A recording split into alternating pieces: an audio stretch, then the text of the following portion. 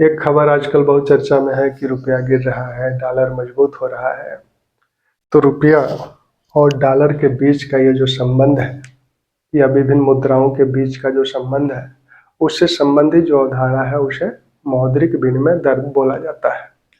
तो हम लोग मौद्रिक विनिमय दर को देखेंगे, उसके प्रकारों को देखेंगे, साथ में ब्रेटन वुड्स समझौता जो हुआ था 1944 में उसकी बात की जाएगी।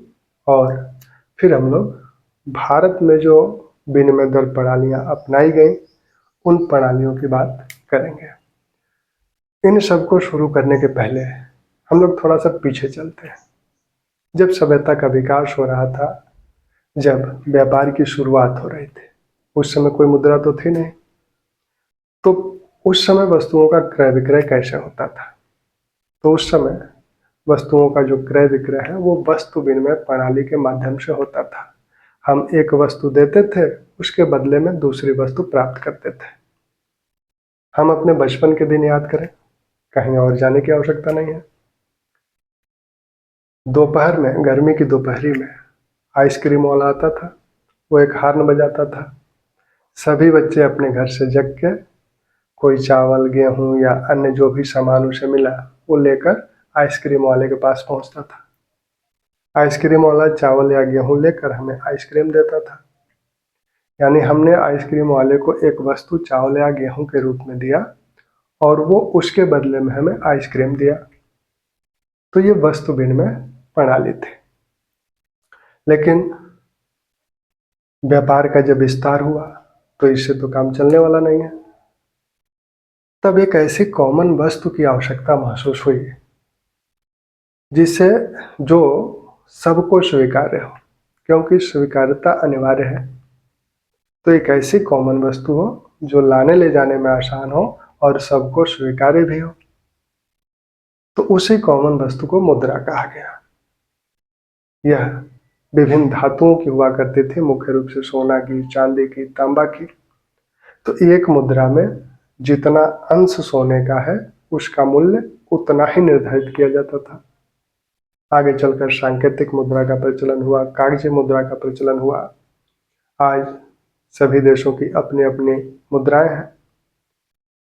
तो जो हमारे देश की मुद्रा है वो हमारे देश में प्रचलन में है। देश का प्रत्येक व्यक्ति वैधानिक रूप से बाध्य है उसको लेने के लिए, कोई उसे लेने से मना नहीं कर सकता। लेकिन अगर हमें दूसरे देश से कोई वस्तु लेनी है तो उस देश में या उस देश के लोग हमारी मुद्रा को लेने के लिए बाध्य तो नहीं है। तो वो उस देश से हमें अगर कोई सामान लेना है तो या तो हम उस देश की मुद्रा से उसे ले सकते हैं या फिर वह जिस मुद्रा की डिमांड कर रहा है उस मुद्रा के माध्यम से हम उसे ले सकते हैं। तो हमें उस देश की मुद्रा प्राप्त करनी होगी या जिस मुद्रा की वो डिमांड कर रहा है उस मुद्रा को प्राप्त करना होगा। तो हम उसे प्राप्त कैसे करेंगे? तो विश्व मौद्रिक बाजार जैसे विभिन्न वस्तुओं के बाजार होते हैं। हम सब्जी मार्केट में जाते हैं तो एक तरफ आलू है, एक तरफ भिंडी है, एक तरफ प्याज है, एक तरफ टमाटर है। सबके अपने अपने भाव हैं, मूल्य हैं। ये भाव कैसे निर्धारित हो रहे हैं? मांग और पूर्ति के सिद्धांत के हिसाब से जिस वस्तु की जितनी डिमांड है उसका मूल्य उतना ही अधिक है। वैसे ही सेम व्यवहार मुद्रा बाजार में भी होता है। जिस मुद्रा की जितनी अधिक डिमांड होगी वह उस मुद्रा का मूल्य उतना ही अधिक होगा। जैसे डॉलर, यूरो, हम लोग देखते हैं कि रुपये के सापेक्ष उनका मूल्य अधिक है। अब किसी मुद्रा की डिमांड अधिक क्यों होगी? डॉलर का डिमांड इतना क्यों है? इसका डिमांड इतना इसलिए है क्योंकि अमेरिकी अर्थव्यवस्था बहुत ही विशाल अर्थव्यवस्था है, बहुत ही सुदृढ़ और स्थिर अर्थव्यवस्था है। और उस अर्थव्यवस्था से सभी देशों का कुछ न कुछ काम लगा रहता है। या तो वहां से किसी वस्तु का व्यापार करना है या सेवा का व्यापार करना है। क्योंकि उस अर्थव्यवस्था पर ढेर सारे देशों की डिपेंडेंसी है, तो वहाँ से वो सामान प्राप्त करना चाहते हैं या सेवा प्राप्त करना चाहते हैं, तो उसको प्राप्त करने के लिए उन्हें डॉलर की आवश्यकता है। डॉलर देकर ही उसे प्राप्त करेंगे। तो इसलिए वो सभी देश ये चाहेंगे कि हमारे पास अधिक से अधिक डॉलर हो, यानी डॉलर की डिमांड अधिक होगी। डॉलर की डिमांड अधिक होगी तो उसकी वैल्यू भी अधिक होगी, उसका मूल्य भी अधिक होगा। तो मौद्रिक विनिमय दर, मौद्रिक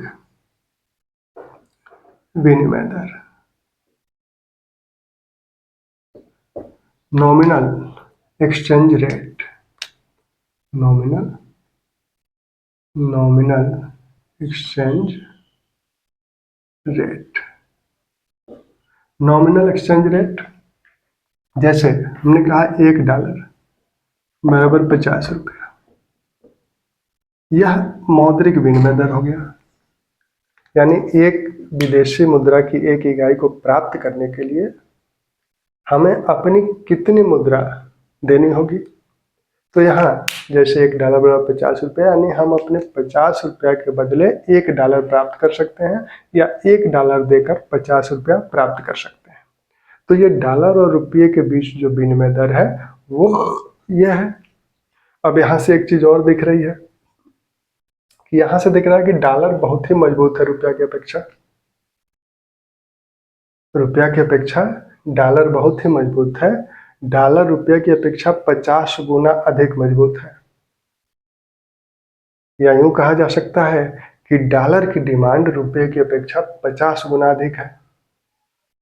ठीक, अब इससे जुड़ी हुई कुछ शब्दावलियां हैं जिनको जानना आवश्यक है। जैसे मौद्रिक विनिमय दर, एक शब्दावली है प्रभावी मौद्रिक विनिमय दर। एक शब्दावली है प्रभावी मौद्रिक विनिमय दर। प्रभावी मौद्रिक विनिमय दर, इसे नॉमिनल इफेक्टिव एक्सचेंज रेट बोला जाता है। इसको कहा जाता है NER, इसको कहा जाता है NEER। अब प्रभावी मौद्रिक विनिमय दर क्या है?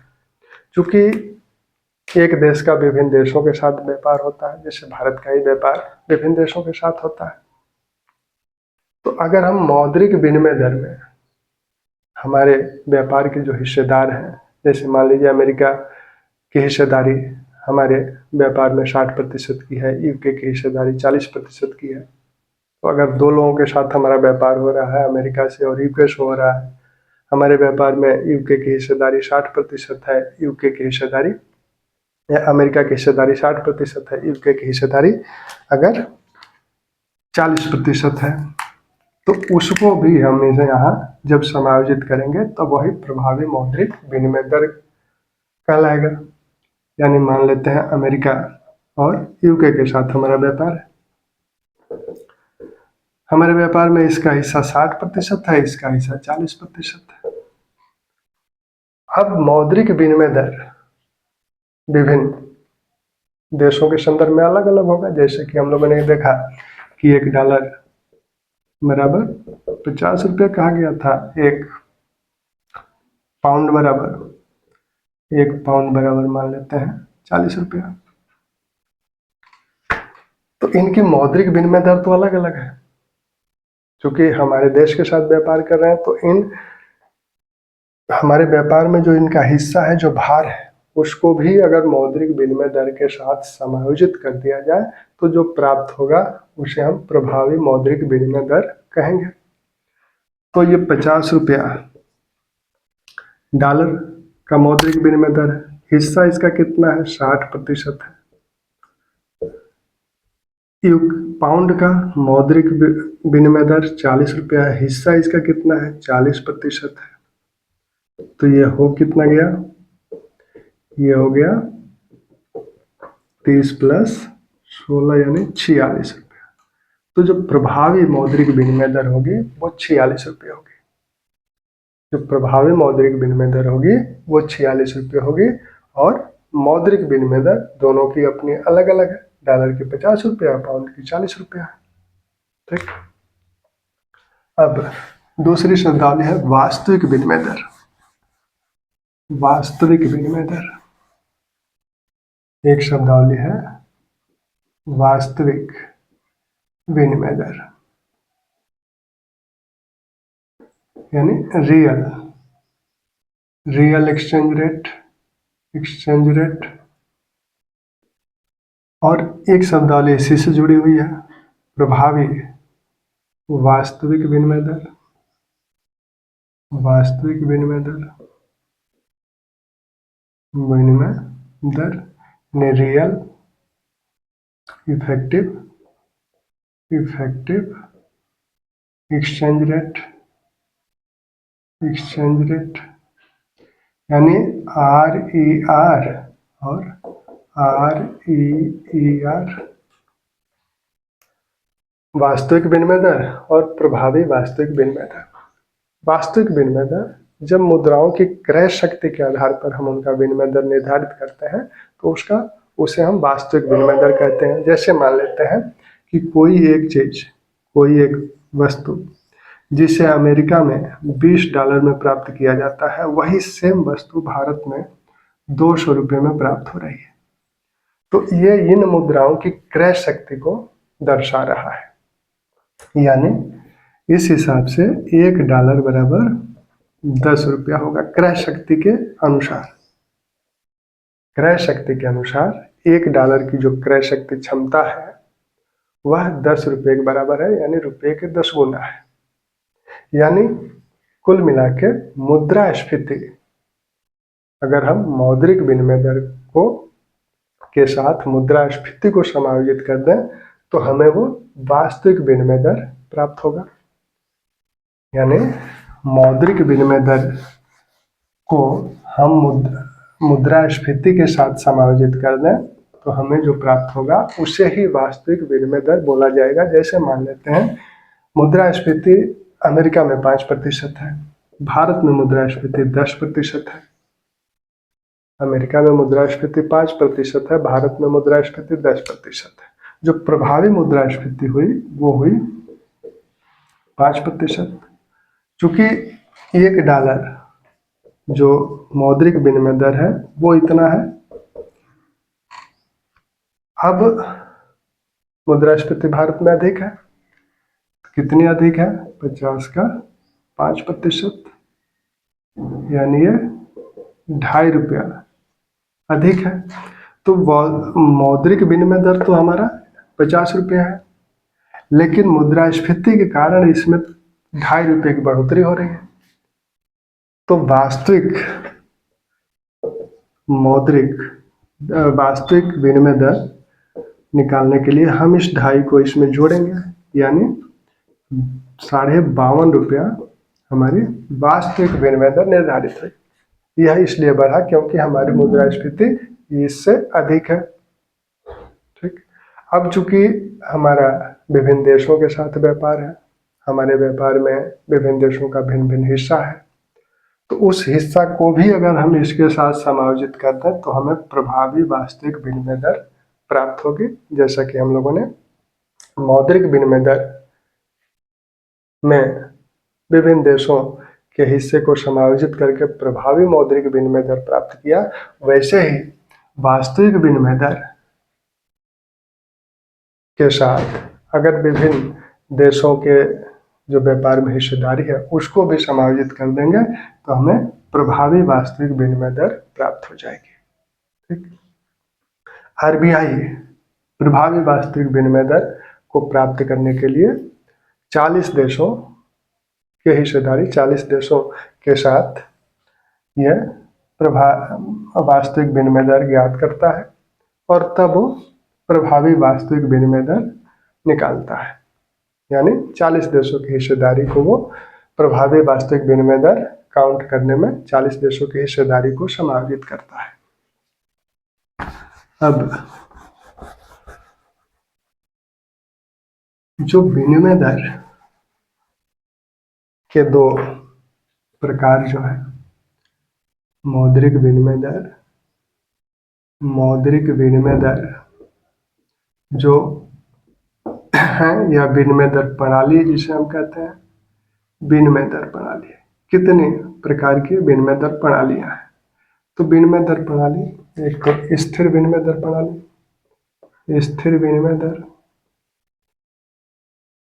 और दूसरी परिवर्तनशील, परिवर्तनशील विनिमय दर, विनिमय दर।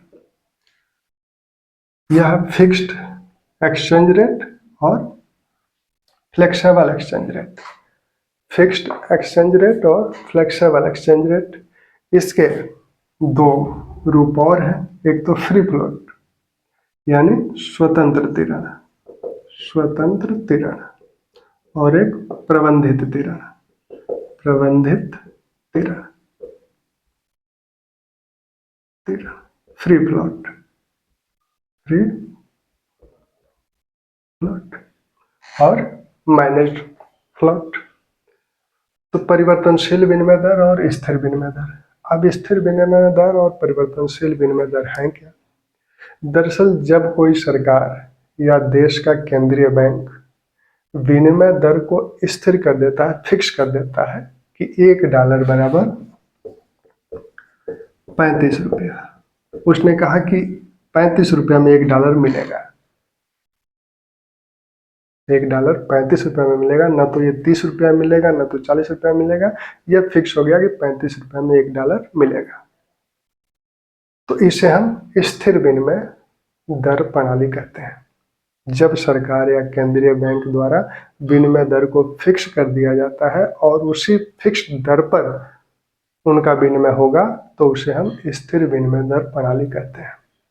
लेकिन जब विनिमय दर को बाजार पे छोड़ दिया जाए कि बाजार विनिमय दर को निर्धारित करेगा, बाजार वैल्यू तय करेगा, डिमांड और आपूर्ति, मांग और आपूर्ति के हिसाब से बाजार प्रत्येक मुद्रा के मूल्य को निर्धारित करेगा, तब हम उसे परिवर्तनशील विनिमय दर कहते हैं, क्योंकि ये बाजार के चढ़ाव उतराव के साथ परिवर्तित होता रहता है। यहाँ कोई परिवर्तन होगा नहीं, ये फिक्स है, लेकिन यहाँ ये बाजार के चढ़ाव उतराव के साथ ये परिवर्तित होता रहेगा। मुद्रा बाजार में अगर किसी मुद्रा की डिमांड अधिक हो गई, उसका मूल्य अधिक हो जाएगा, उसकी डिमांड कम हो गई, उसका मूल्य कम हो जाएगा। तो यहाँ सरकार या केंद्रीय बैंक का कोई रोल नहीं है, वो छोड़ देता है बाजार पे। लेकिन इसके भी दो रूप हैं। एक तो स्वतंत्र फ्री फ्लोट, जिसमें सरकार या केंद्रीय बैंक कोई हस्तक्षेप नहीं करता है, बिल्कुल बाजार पे उसे छोड़ दिया जाता है, बाजार जैसा जिसका रेट तय करे उसी पे वो बिकेगा।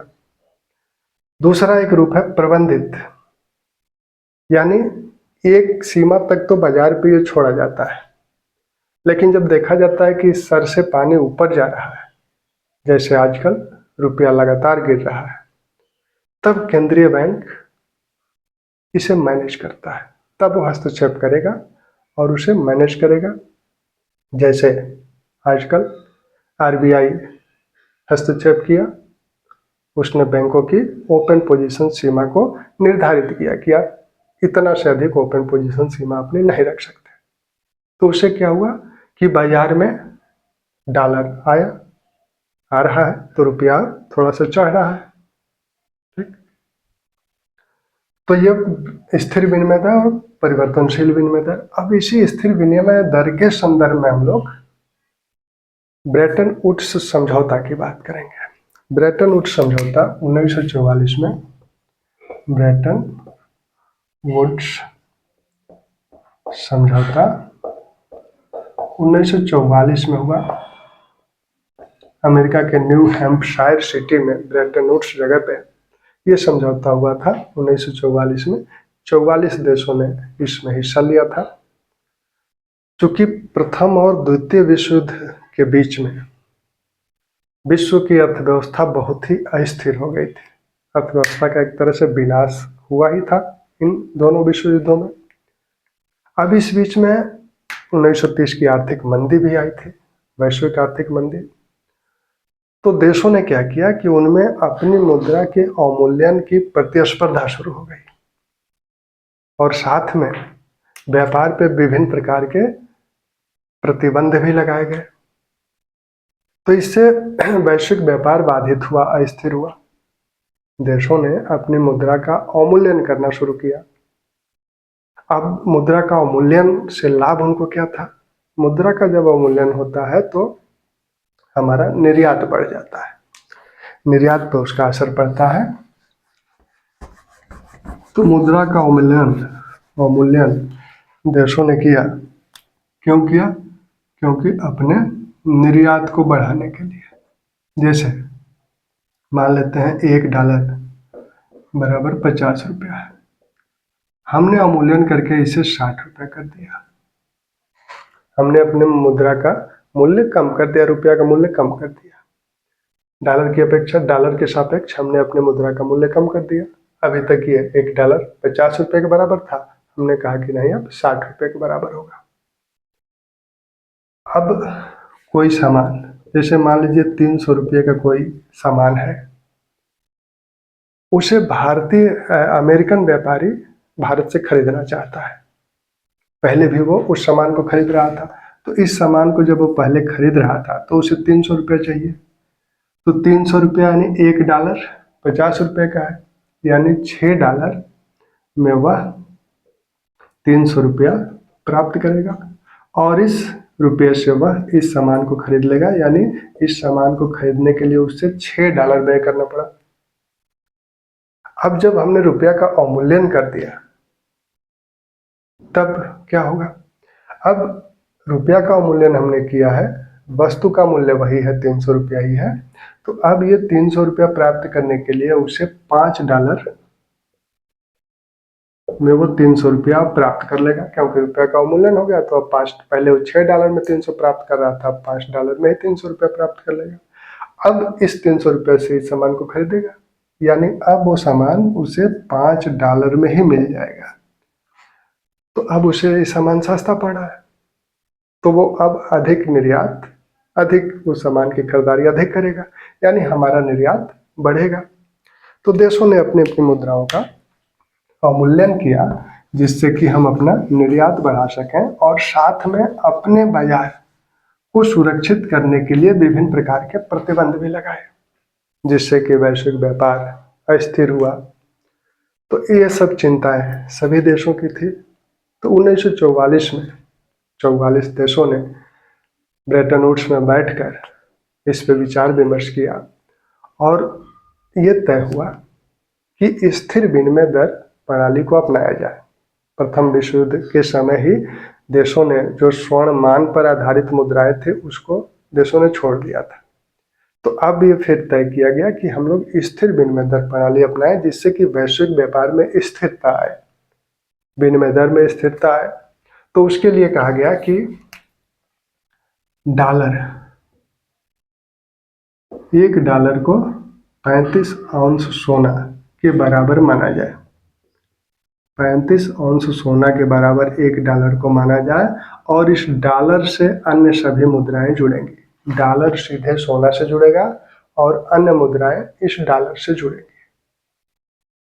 ये तय हो गया। अब चूंकि डॉलर को ही क्यों आगे लाया गया? डॉलर को इसलिए आगे लाया गया क्योंकि यूरोपियन अर्थव्यवस्था तो तहस नहस हो ही चुकी थी विश्व युद्ध में। अमेरिकन अर्थव्यवस्था बची हुई थी। अमेरिका शुरू से ही सीधे सीधे अपने भूमि पे तो युद्ध करता नहीं है, तो उसके अपने इंफ्रास्ट्रक्चर बचे रहते हैं, दूसरे के यहाँ जाके दादागिरी करता है। तो अमेरिकी अर्थव्यवस्था, अब चूंकि सोना के साथ इसे समायोजित करना है तो उतना सोना भी होना चाहिए। तो अमेरिका के पास ही सोना था, तो इसलिए डॉलर को सोने के साथ जोड़ा गया, अन्य मुद्राओं को डॉलर के साथ जोड़ा गया। सभी देश डॉलर के साथ अपनी मुद्रा की विनिमय दर निर्धारित करेंगे और विशेष परिस्थितियों में उसमें 1% कम या ज्यादा कर सकते हैं, उसे 1% कम या ज्यादा कर सकते हैं। ये छूट थी कि विशेष परिस्थिति में जब आपको लगे कि हम इस विनिमय दर को मेंटेन नहीं कर पा रहे हैं तो 1% उसे घटा या बढ़ा सकते हैं। तो यह समझौता हुआ 1944 ब्रेटन वुड्स में। इसी के साथ दो संस्थाओं का भी गठन 19 दिसंबर 1945 में हुआ, IMF और जिसे हम आज विश्व बैंक कहते हैं, जो कि विकास एवं पुनर्निर्माण बैंक हुआ करता था। तो IMF और विश्व बैंक, इन दो संस्थाओं का भी गठन 1945 में हुआ, इसीलिए इन्हें ब्रेटन वुड्स जुड़वा बोला जाता है, ब्रेटन वुड्स ट्विंस, इन दो संस्थाओं को बोला जाता है। IMF को क्या करना था कि ये जो विनिमय दर निर्धारित किया गया है इसको देखना था, और साथ में अगर किसी को डॉलर की आवश्यकता है तो उसे वो देना है इसे। विश्व बैंक को क्या करना था कि जो विश्व युद्ध से जो अर्थव्यवस्था ध्वंस हुई है तो पुनः निर्माण कार्यों को शुरू करना था, विशेषकर विकासशील देशों को वित्तीय सहायता इसके माध्यम से उपलब्ध करानी थी। ये दोनों संस्थाएं आज भी अपनी प्रमुख भूमिका में है। लेकिन आगे चलकर क्या हुआ कि अमेरिका का बजटीय घाटा बढ़ता गया, भुगतान संतुलन उसका बिगड़ता गया, विकास कार्यों पर अधिक खर्च हुए। इससे डॉलर और सोना के इस संबंध को बनाए रखना अमेरिका के लिए भारी पड़ने लगा। अब डॉलर के प्रति विभिन्न देशों में अविश्वास उत्पन्न होने लगा। जैसे फ्रांस ने कहा कि हमें, उसकी मुद्रा डॉलर के साथ जुड़ी हुई थी, तो जैसे मान लीजिए फ्रांस की मुद्रा है और ये डॉलर के साथ जुड़ी हुई है, तो मान लीजिए 3 फ्रांस की मुद्रा 1 बराबर 1 डॉलर है, तो ये 3 फ्रांस की मुद्रा देगा और कहेगा कि हमें 35 औंस सोना, 1 औंस सोना, 35 डॉलर बराबर 1 औंस सोना निर्धारित किया गया था। 35 डॉलर बराबर 1 औंस सोना निर्धारित किया गया था। तो इसने कहा, जैसे फ्रांसीसी मुद्रा है तो फ्रांस ने अपना मुद्रा जो कि डॉलर के साथ उसकी मुद्रा समायोजित है, तो 3 फ्रांसीसी मुद्रा बराबर 1 डॉलर जैसे मान लेते हैं निर्धारित है, तो ये 3 फ्रांसीसी मुद्रा देगा और कहेगा कि ऐसा है कि हमें डॉलर नहीं चाहिए, इसके बदले में सोना चाहिए, क्योंकि ये बाध्य होंगे सोना देने के लिए। तो इनको सोना चाहिए, तो कितना सोना है, ये कहेगा कि 1/35 औंस सोना हमें चाहिए, तो ये सोना इन्हें देना होगा। अब डॉलर की मात्रा अधिक हो गई थी, सोना की मात्रा कम हो गई, अमेरिका डॉलर के बदले सोना देने में अक्षम हुआ। तब 1971 में अमेरिकी राष्ट्रपति निक्सन ने ये घोषणा कर दी एकाएक कि डॉलर और सोना के बीच कोई संबंध नहीं है, और उसी से ये समझौता 1971 में टूट गया। किसी तरह से 1973 तक इसे ढोया गया, लेकिन 1973 तक आते आते ये समझौता टूट गया। तब फिर वही अविस्थिर विनिमय दर प्रणाली से विभिन्न देश परिवर्तनशील विनिमय दर प्रणाली की तरफ आए, और अब बाजार पे मुद्राओं का मूल्य निर्धारित होने लगा। IMF की भूमिका फिर भी बनी रही, क्योंकि बाजार के हिसाब से मुद्राओं का मूल्य निर्धारित होगा, तो भी एक ऐसी संस्था की आवश्यकता है जहां से कोई, अगर हम चाहें वहां हमें डॉलर की आवश्यकता है तो हम वहां से डॉलर प्राप्त कर सकें, हमें पाउंड की आवश्यकता है हम वहां से पाउंड प्राप्त कर सकें एक सीमा तक। तो उसको हम लोग IMF की जब बात करेंगे तो देखेंगे कि वो कौन सी सीमा है, जिसे गोल्डन ट्रांच बोला जाता है, या फिर जो उनका क्रेडिट ट्रांच है। तो ये ट्रांच क्या है या फिर SDR क्या है, तो उसकी बात हम लोग IMF की जब बात करेंगे तो उसमें देखेंगे। अब भारत में विनिमय दर प्रणाली, भारत चूंकि ब्रिटेन के अधीन था 1947 में आज़ादी के पश्चात, और उसके पहले भारतीय मुद्रा जो है वो स्टर्लिंग के साथ जुड़ी हुई थी, सोना के साथ जुड़ी हुई थी। 1947 से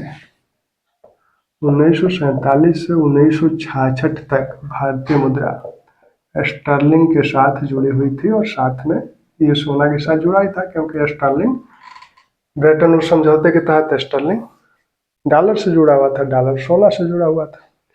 तो 1947 से 1966 के बीच भारतीय मुद्रा स्टर्लिंग के साथ जुड़ी हुई थी। 1966 से 1971 के बीच भारतीय मुद्रा सीधे डॉलर से जुड़ी। 66 तक स्टर्लिंग से जुड़ी हुई थी सीधे, और 1966 से 1971 के बीच ये सीधे डॉलर से जुड़ी। फिर बीच में 1971 से 1975 के बीच भारतीय मुद्रा स्टर्लिंग से जुड़ी। वियतनाम युद्ध में जब अमेरिकी अर्थव्यवस्था संकट में पड़ी, उनके डॉलर की वैल्यू कम हुई, उनमें अविश्वास उत्पन्न हुआ, तब फिर जो है भारतीय मुद्रा स्टर्लिंग के साथ जुड़ गई। 1975 से 1991 जब ब्रेटन वुड्स समझौता टूट गया, तब भारतीय मुद्रा टोकरी की मुद्राओं से जुड़ी। किसी एक मुद्रा से नहीं जुड़ी, बल्कि कई मुद्राओं के साथ जोड़ी गई। टोकरी की मुद्रा, बास्केट ऑफ करेंसीज के साथ ही से जोड़ा गया। इस टोकरी में पहले 12 मुद्राएं थे, बाद में उसे कम करके 5 मुद्राएं किया गया।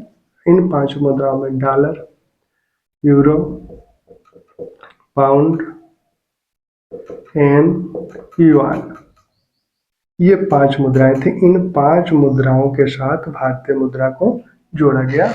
1975 से 1991 के बीच भारतीय मुद्रा टोकरी की मुद्राओं, इस टोकरी में 5 मुद्राएं हैं, इन मुद्राओं के साथ जुड़ी थी, किसी एक मुद्रा के साथ नहीं जुड़ी थी।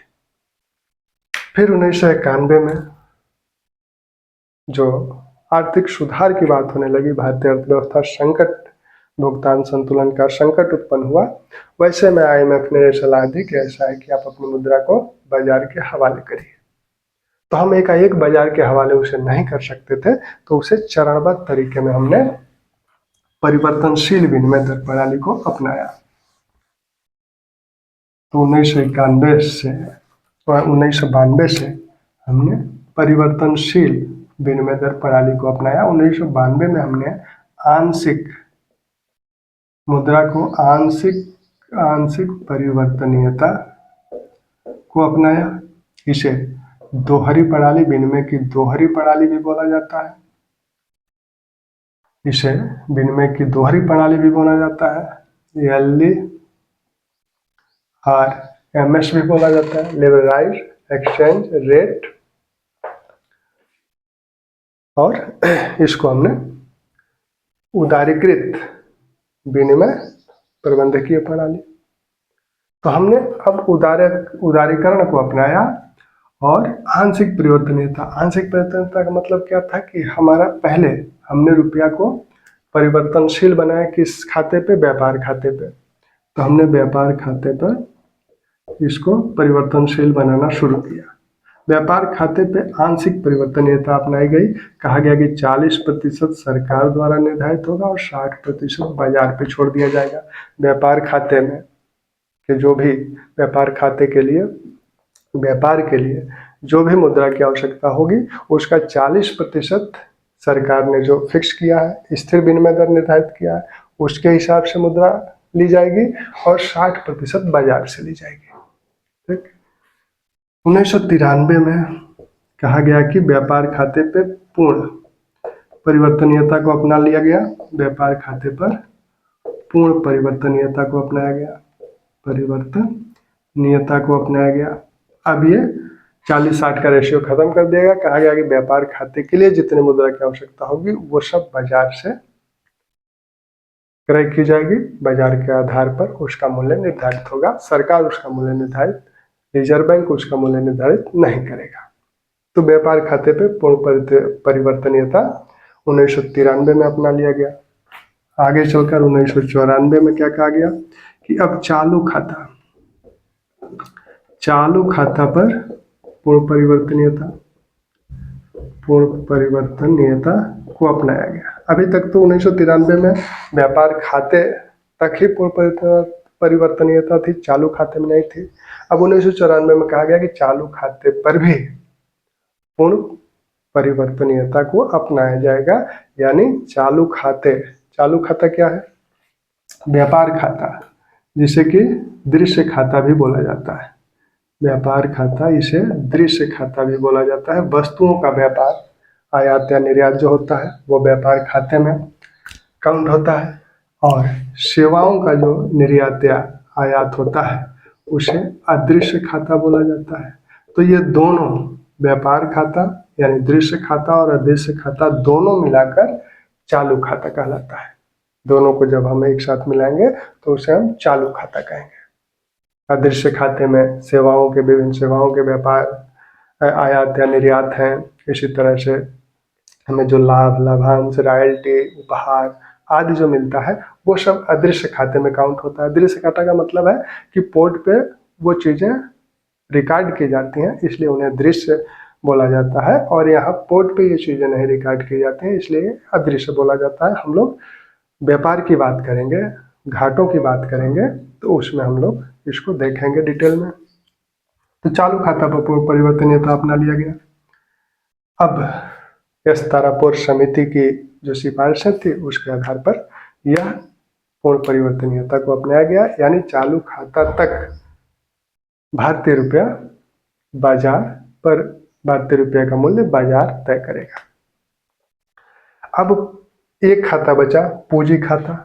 तो पूंजी खाता पर परिवर्तनीयता, पूर्ण परिवर्तनीयता औपचारिक रूप से घोषित नहीं है, लेकिन व्यवहार में वो लगभग पूर्ण परिवर्तनीय है, क्योंकि रिजर्व बैंक ने ढेर सारी छूटें दी है, जिससे व्यवहार में वो एक तरह से पूर्ण परिवर्तनीय पूंजी खाता पे भी हो गया है।